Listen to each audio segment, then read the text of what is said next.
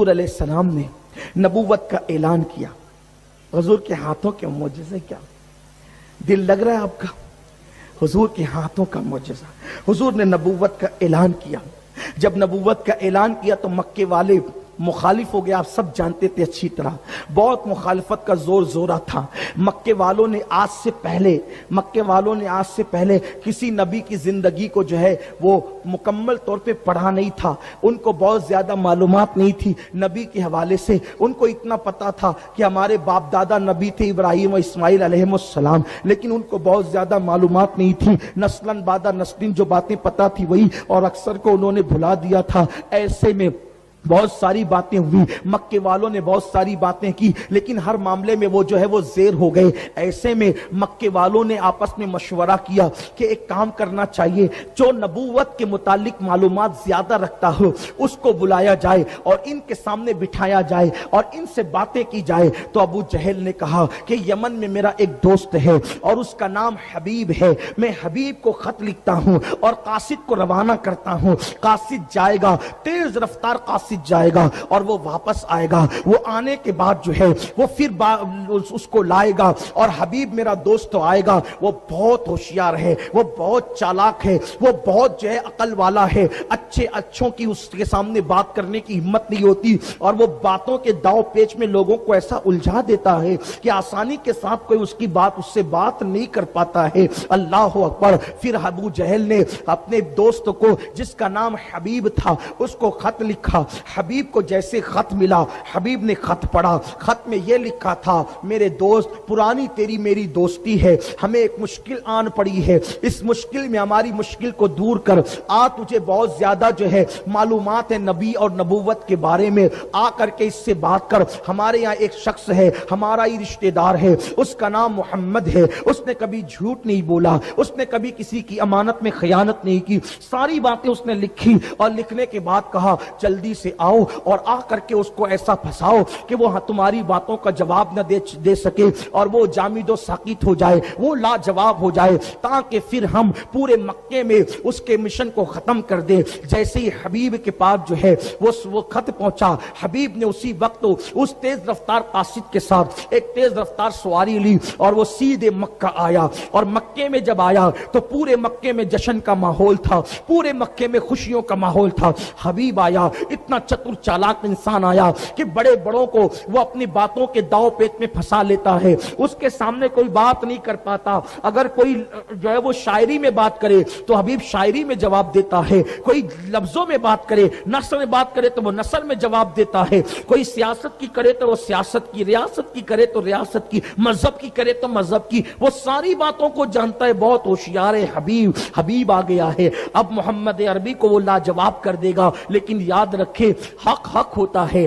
حبیب آیا, شام کا وقت تھا. شام کے وقت حضور کو اطلاع دی گئی ایک بندہ آیا ہے, کیا آپ اس سے گفتگو کر سکتے ہیں؟ حضور نے کہا بالکل کر سکتے ہیں. کون کیا بات کرنا چاہتا ہو؟ کیونکہ ہم اپنی زبان میں کہتے ہیں ہاتھ کنگن کو آرسی کیا, جب سکہ کھڑا ہوتا ہے تو کہیں بھی اچھالو کھن سے بچتا ہے. حضور نے کہا ٹھیک ہے چلو بات کرتے ہیں. سارے مکہ کے بڑے بڑے گنڈے, سارے مکے کے بڑے بڑے اوباش آج دلوں کے اندر پھدک رہے تھے کہ ہم محمد عربی کے سامنے ایسے کو لائے ہیں کہ جواب ہو جائیں گے محمد عربی. لیکن قربان میرے امام نے کہا فصحا عرب کے بڑے بڑے تیرے آگے یوں ہے دبے لچے, کوئی جانے منہ میں زبان نہیں بلکہ جسم میں جان نہیں. اللہ اکبر. حبیب سامنے آیا. سامنے آنے کے بعد شام کا وقت ہے اور اتفاق سے 14ویں کا چاند پورے آب و تاب کے ساتھ چمک رہا ہے. 14ویں شب ہے. چاند کی دودیا روشنی مکے کی زمین پہ پڑ کر مکے کے ریگزاروں کو جو ہے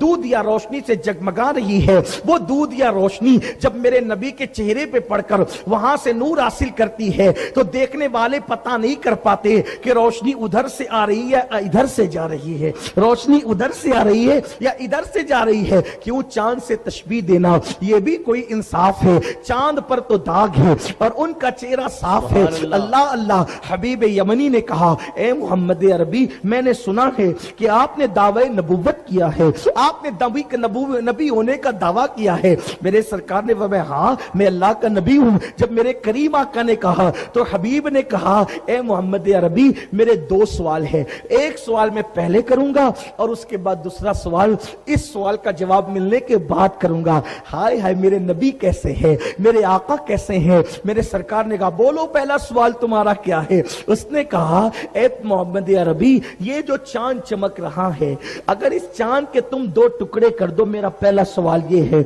इस चांद के दो टुकड़े कर दो तो हम दूसरा सवाल करेंगे और वो भी पूरा कर दिया तो हम तुम्हें नबी मान लेंगे, तुम्हारी नबूवत का इकरार कर लेंगे।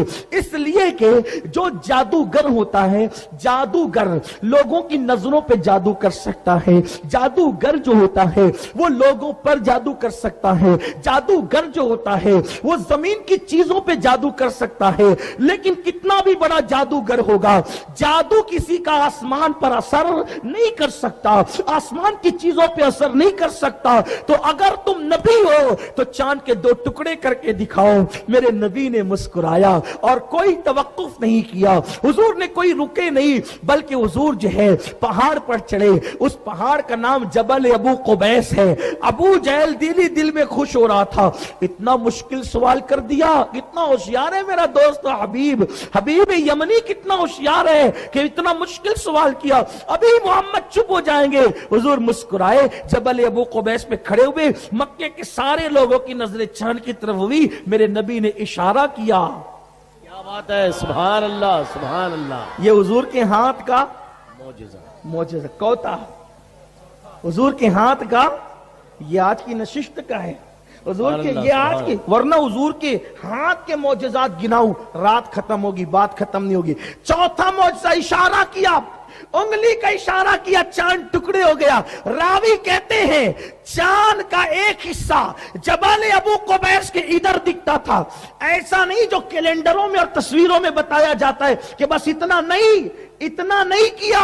हुजूर ने चांद के दो टुकड़े किए और ऐसे नहीं कि दोनों यूं यूं रहे और इतनी सी लकीर बन गई, नहीं। हुजूर जानते थे मक्के वालों में बहुत से चिटिंग बाज लोग हैं, ये जल्दी से मानेंगे नहीं। टुकड़े करके इतनी दूर किया कि चांद का आधा टुकड़ा जो है वो पहाड़ के इस तरफ नजर आया और चांद का दूसरा टुकड़ा पहाड़ के उस तरफ नजर आया, यानी दूर दूर हो गए। मक्के वालों की आंखें फटी के फटी रह गई। हुजूर ने चांद के दो टुकड़े किए। बास की तो हालत यहीं पे खराब हो गई। सोचा कि पहला इतना मुश्किल था, अब दूसरा इससे मुश्किल नहीं हो सकता। तो लोगों ने कहा मोहम्मद ने चांद पे भी जादू कर दिया। हुजूर ने फरमाया चांद पे तुमने अभी कहा ना कि आसमान की चीजों पे जादू नहीं होता, और अगर तुमको यूं लगता है कि मैंने चांद पे जादू किया या लोगों की आंखों पे जादू किया, तो जो लोग जंगल में सफर पर हैं वो जब आ जाएंगे तो उनसे पूछना कि चांद टुकड़े हुआ क्या नहीं हुआ। बल्कि ये तो हुजूर का मौजज़ा है। पूरी दुनिया में जिन जिन लोगों ने उस वक्त आसमान को देखा, उस वक्त जिसने आसमान को देखा उसको चांद के टुकड़े नजर आए। बल्कि हिंदुस्तान में जो इस्लाम सबसे पहले आया, यानी राजा भोज जो है इस्लाम जिसने कबूल किया, ये अब्दुल्ला शाह चंगाल ने जो है वो जो इस्लाम कबूल किया, उसकी वजह क्या बनी पता है? वो अपने बाग में बैठा हुआ था, बाग में बैठे हुए उसने हिंदुस्तान में देखा, गैर मुनकसिम हिंदुस्तान में हिंदुस्तान के राजा ने, उसने कहा ओ देखो देखो देखो चांद दो टुकड़े हो गया, ये क्या हो रहा है? तो उसने अपने नजूमियों को, जादूगरों को बुलाया, कहा ये चांद अचानक दो टुकड़े कैसे हुआ? कहा चांद पे जादू नहीं हो सकता, मक्के में एक मोहम्मद नाम का पैगंबर है जिसके इशारे से चांद के टुकड़े हो गए। सुभान अल्लाह सुभान अल्लाह सुभान अल्लाह। तो उसने यहां से काफिला भी भेजा, उसने यहां से काफिला भी भेजा, वक्त भी भेजा, उसकी तफसील अलग है, अभी वो नहीं बताऊंगा। अच्छा एक बात, चौथा मौजज़ा, चांद के इशारा करके टुकड़े किए, सिर्फ टुकड़े ही नहीं किए, फिर इशारा किया तो वो जुड़ भी गया। सुभान अल्लाह सुभान अल्लाह सुभान। कितने मौजज़े हो गए? 5। एक तोड़ना ना, एक जोड़ना, सुभान अल्लाह सुभान अल्लाह। तोड़ा भी जोड़ा भी। अगर ना जोड़ते तो आज तक रोजाना 2 चांद निकलते। बेशक अगर हुजूर न जोड़ते तो रोजाना 2 निकलते, लेकिन जोड़कर 1 कर दिया। कितने हो गए? 5। اب چھٹا ہاتھ کا معجزہ کیا، حالانکہ یہ ایک معجزہ نہیں، یہ درجنوں معجزات کی زنجیر ہے، بے شک لیکن میں اس کو شمار نہیں کروا رہا ہوں، صرف ہاتھ کے جو ہاتھ سے متعلق ہے حضور کے وہ بتا رہا ہوں، جو ہاتھ سے متعلق ہے وہ بتا رہا ہوں۔ اب جو حبیب تھا وہ دیکھو، کچھ لوگوں کو جو اللہ عقل دیتا ہے نا وہ حق قبول کرتے ہیں، کچھ جو ضدی ہٹ درم ہوتے ہیں وہ قبول نہیں کرتے، لیکن جو لوگ سچے ہوتے ہیں وہ قبول کرتے ہیں۔ حبیب نے دیکھا نا کہ ایک میرا سوال پورا ہو گیا، اب تو دھیان دیجئے میرے حبیب نے دیکھا ایک سوال پورا ہو گیا، اشارہ کیا چاند کے ٹکڑے، اشارہ کیا چاند جڑ گیا۔ اب حضور نے مسکرا کے کہا حبیب دیکھ لیا نا، دیکھ لیا نا؟ جی دیکھ لیا، ڈھیر ہو گیا وہ۔ حضور نے کہا اب دوسرا سوال تو کرے گا کہ میں خود بتاؤں؟ کیا بات ہے، سبحان اللہ سبحان اللہ سبحان اللہ۔ دوسرا سوال تو کرے گا کہ میں خود بتاؤں؟ حضور دلوں کے حالات جانتے ہیں، بے شک حضور دلوں کی کیفیت جانتے ہیں۔ حبیب نے کہا اگر آپ ہی بتا دیں تو بڑا احسان ہوگا۔ کہا تیرا سوال بھی بتاتا ہوں، اب جواب بھی دیتا ہوں۔ بول تیرا دوسرا سوال یہی تھا نا کہ تو جب گھر سے چلا تھا، ہائے ہائے جب تو گھر سے چلا کیا تھا بات ہے، تو سبحان جب تجھے خط ملا تھا، جب تجھے خط ملا تھا تو تو گھر سے چلا تھا تو یہ نیت لے کے چلا تھا کہ پہلا سوال امتحان کے طور پہ پوچھوں گا اور اس کا جواب مل جائے گا تو دوسرا سوال اپنی بگڑی بنانے کے لیے سبحان کروں اللہ، گا، کیا بات اگر ہے۔ وہ نبی ہوگا تو اس سے بگڑی بنواؤں گا، کیونکہ نبی تو بگڑی بنایا کرتا ہے نا، بے شک، بے نبی شک، بگڑی سبحان بنانے کے لیے آتا ہے۔ میں مفہوم کے طور پر اپنے الفاظ کے جامع میں بات کر رہا ہوں۔ حبیب سن تیرا دوسرا سوال یہ ہے کہ تیرے گھر میں تیری ایک بیٹی ہے اور وہ بیٹی آنکھ سے اندھی ہے، اس کے ہاتھ لولے ہیں، اس کے پیر لنگڑے ہیں، وہ چل نہیں سکتی، وہ بول نہیں سکتی، وہ دیکھ نہیں سکتی، وہ سن نہیں سکتی، اس کے پورے اعضاء معذور ہے اور وہ تجھ پر بوجھ بنی ہوئی ہے۔ تو چاہتا ہے کہ اس بچی کو شفا مل جائے۔ بول حبیب تیرا دوسرا سوال یہی ہے نا، تو شفا چاہتا ہے نا، شفا چاہتا ہے نا، بول شفا چاہتا ہے نا۔ اس کی آنکھوں میں آنسو آ گئے۔ ہاں حضور نے کہا بول لا الہ الا اللہ محمد الرسول اللہ، کلمہ پڑھ، مجھے نبی مان، مسلمان ہو جا اور جا، تیری بیٹی کو شفا مل جائے گی، سبحان اللہ سبحان اللہ۔ تیری بیٹی کو شفا مل جائے گی۔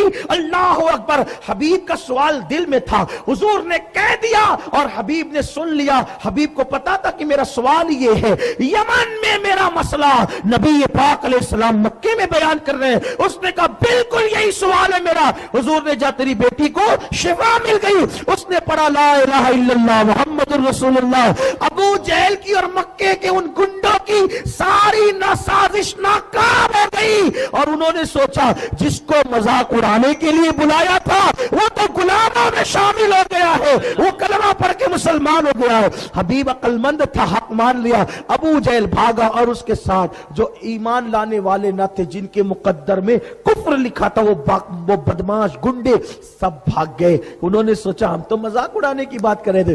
اب حبیب سے حضور نے کہا جا، اب جلدی جا، گھر جا اور دیکھ خوشخبری۔ اب جیسے حبیب تیز رفتاری سواری سے گئے نا، کہہ جانے کے بعد دروازے پہ دستک دی، رات کو پہنچے، دستک دی تو دروازہ کھلا، دیکھا جو بیٹی کو لنگڑی، لولی، مکی، گونگی، اندھی، بہری چھوڑ کر کے گئے تھے، وہی دروازے پہ استقبال کے لیے آئی ہے، وہی دروازے پہ استقبال کے لیے آئی ہے۔ میرے نبی کے ہاتھوں کا معجزہ۔